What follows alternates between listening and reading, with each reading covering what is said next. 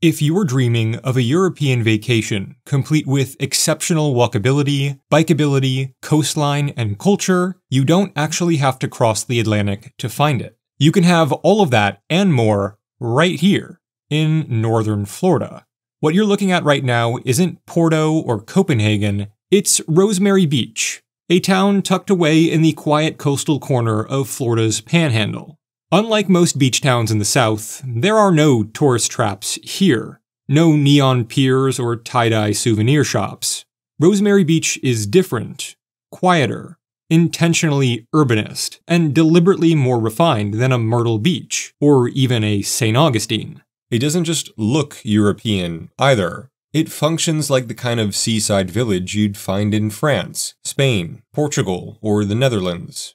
Despite Florida being America's oldest continuously inhabited European territory, Rosemary Beach did not develop from a small Spanish settlement passed down through generations. It is an entirely modern creation, having first been planned in 1995.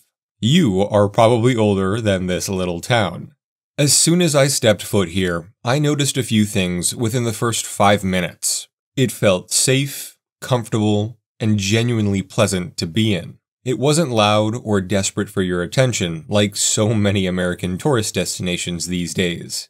No, Rosemary Beach is rooted in a sort of quiet confidence, sophisticated in its architecture, its culture, and perhaps most importantly, its urban planning.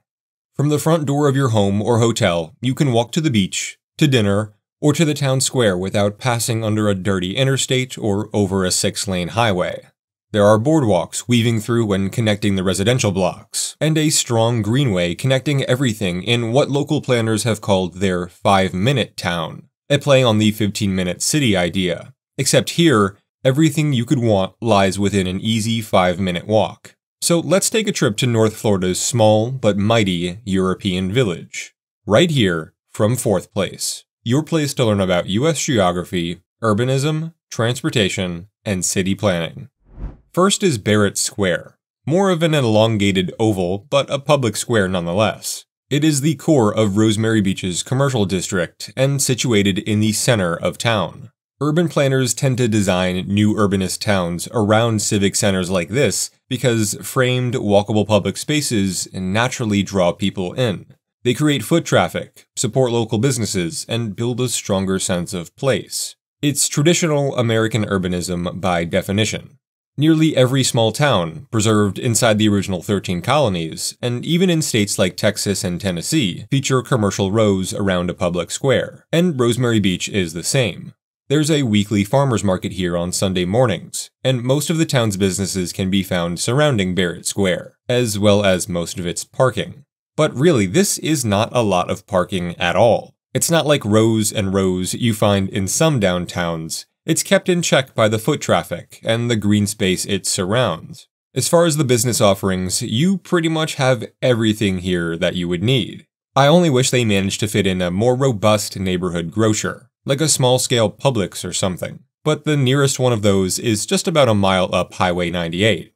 There's coffee shops, bookstores, and some great men's and women's stores, a fantastic collection of local eateries, and, of course, a bike rental company. There's also a less refined shopping center just on the other side of Water Street, and they have a few local amenities of their own. But the main town center around Barrett Square is great. Barrett Square is split in two by the famous scenic coastal Highway 30A. Highway is hardly a good descriptor for it though, especially through Rosemary Beach. There's only one lane of traffic going each way, and it is highly pedestrianized, with large, clearly marked crossings, wide shaded sidewalks, open sightlines, and even the Tempucci Trail Greenway running parallel. We'll dive a little bit deeper into all of that in just a moment. Radiating out from Barrett Square on both sides of 30A is Rosemary's residential footprint. It's compact, layered, and deliberately designed in the playbook of 21st century new urbanism.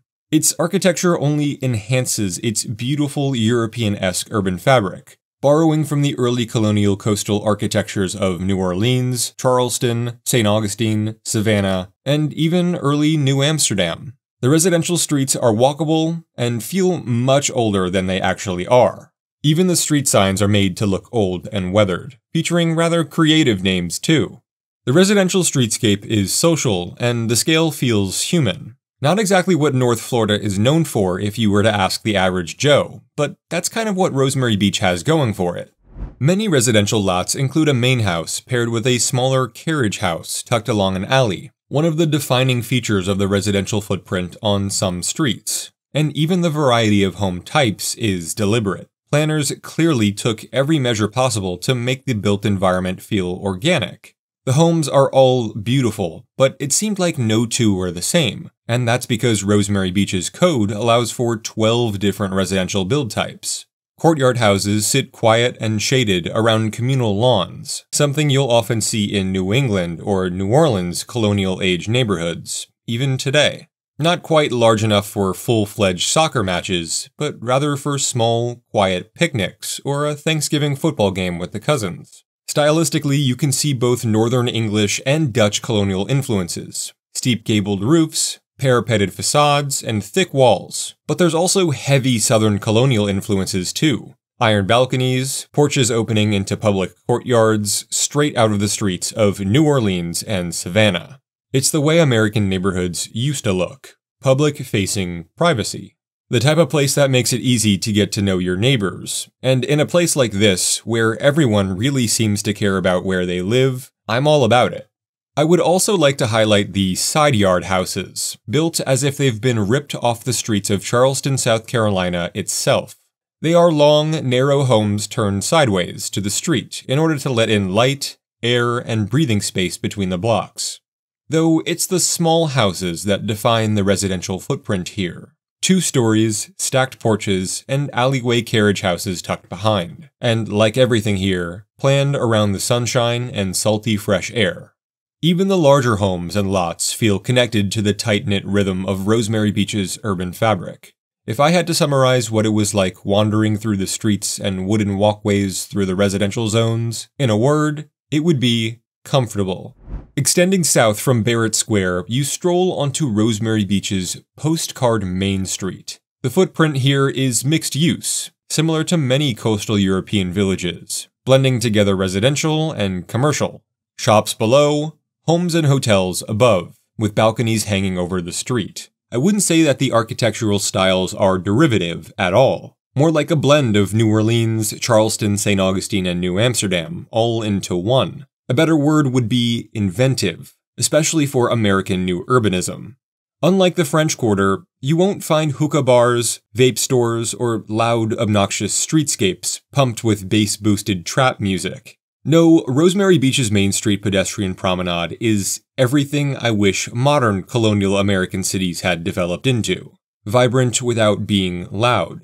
Populous without being obnoxious. Everyone knows how special and unique this place is. They want to enjoy it for themselves, but they also want to let others enjoy it.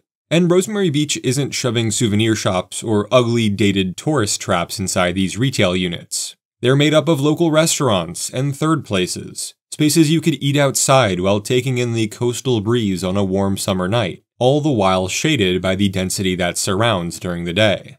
It's a scene of peacefulness and coastal small-town Americana. It's beautiful. I mean, at this point, I'm just talking long enough to be able to show you all of these incredible shots I was able to take here in my limited time. Is Rosemary Beach's Main Street the best main street in America? Well, that's ultimately up to you to decide.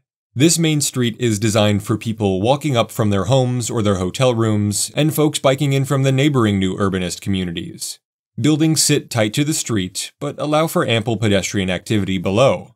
3 stories at most, and constructed using stucco, timber, iron, and brick. Simple, timeless materials arranged with purpose. The buildings on Main Street shape the life below and within. Buildings look this way because these styles make you feel like you're walking in old America. A main street that is characteristically built for people and not for cars. And people absolutely love it. I love Rosemary Beach. It's hard not to. And it's a place that makes it easy to fall in love with. The environment down here around Main Street especially is so inviting. But as I was here, I was thinking, how exactly did we get here? Like, what is Rosemary Beach's origin story? I mentioned earlier that unlike its small-town European and American counterparts, Rosemary Beach did not develop organically. Even though European settlement in Florida's Panhandle dates back to the 16th century, Rosemary Beach is an entirely 21st century new urbanist development. Planning for Rosemary Beach began in 1995, when the Rosemary Beach Land Company commissioned DPZ Co-Design, the Miami-based firm led by Andres Duany and Elizabeth Plater-Zyberk, two founders for the Congress of New Urbanism, to design a small-scale European-style village. The pair had already defined American New Urbanism with their landmark project Seaside, just 7 miles west along 30A. Seaside begun in 1981 and quickly became the international benchmark for compact, walkable community planning, and famously later the filming location for the movie The Truman Show in the late 90s.